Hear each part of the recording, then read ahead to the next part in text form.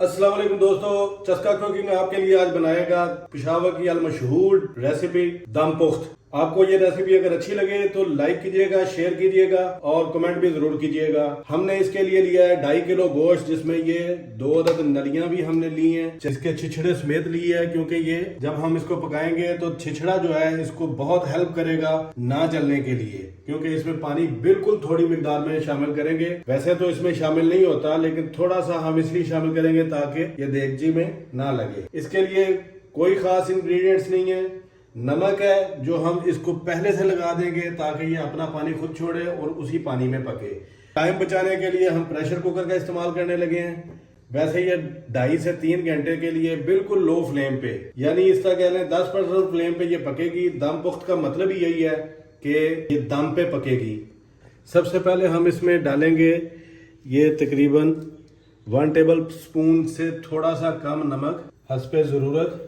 चले जी, ये ज़्यादा नहीं इस्तेमाल करते क्योंकि इसमें हड्डियां हैं तो ये ज़्यादा ना हो जाए। इसके लिए कोई इंग्रेडिएंट्स नहीं है। ये 1 अदद प्याज है, ये 8 से 10 जवे हैं, ये हम इसको साबुत आलू में डालेंगे। 3 से 4 आलू आप ज़्यादा डालना चाहें ज़्यादा डाल लें। 6 से 8 सब्ज मिर्च है और थोड़ी सी काली मिर्च हम इस्तेमाल करेंगे। हड्डियाँ इसलिए कि इसमें हड्डियों का जो यखनी निकलेगी वो बहुत टेस्टी, बहुत ज़बरदस्त होगी। सबसे पहले इसमें हम थोड़ा सा पानी ऐड कर लेंगे, ये सिर्फ बर्तन को साथ ना लगने के लिए। वैसे इसमें पानी ना भी इस्तेमाल करें तो ये चलेगा। ये प्याज के 4 हिस्से किए और आलू के हमने 2-2 पीस कर लिए।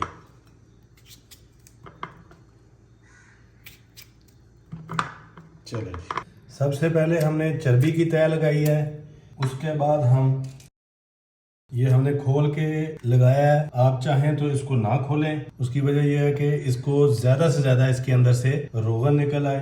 छिलका उतारना चाहें आलू का तो उतार लें, नहीं उतारना चाहें तो इसी तरीके से बेहतर है, इसको इसी तरीके से जाने देंगे। अब हम इसमें बोटियां डालेंगे और ये नलियां, इनका तोपों का मुंह थोड़ा सा ऊपर रखेंगे ताकि इसकी नली बह ना जाए।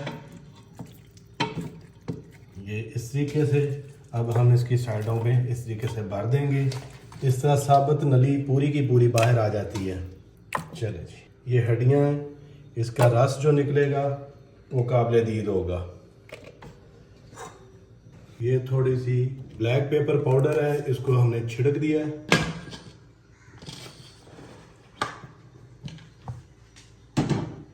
अभी तो हाई फ्लेम पे चलाएंगे। जैसे इसका प्रेशर हल्का सा बनना शुरू होगा तो फिर हम इसको बिल्कुल डेड स्लो पे रख लेंगे ताकि ये अपने दम में पके।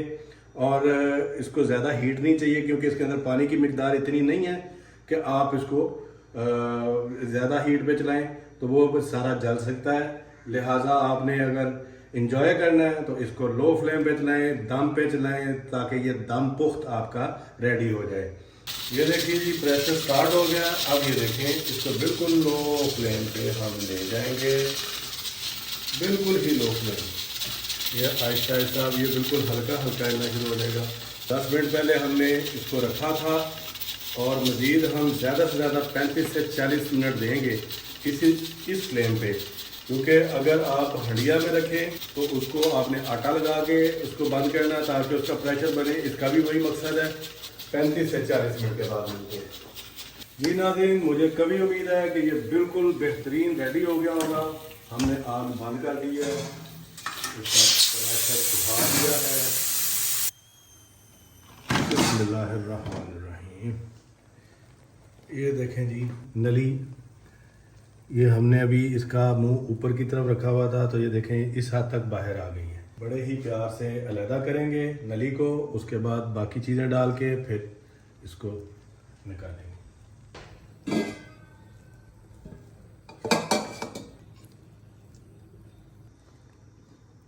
ये देखें इसकी अपनी यखनी, क्या कमाल, हल्की सी थिक।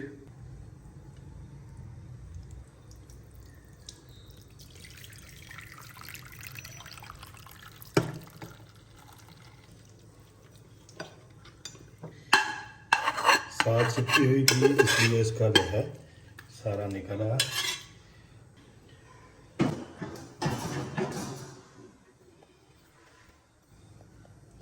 बहुत ज़्यादा गर्म है तो हम इसको हाथ लगाने से कासिर हैं। जो देखें किस तरह खुल खिल रहा है, चम्मच लगते साथ ही अपने रेशे अलहदा कर रहा है। इसी तरह ये देखें आलू अंदर तक गल चुका है। ये देखें, ये सारी इसकी अपनी ग्रेवी की शाइन है, जो कि इसमें चर्बी हमने लाइटली डाली थी और उसकी अपनी सारा पानी निकल के इस तरीके से ये बहुत आला।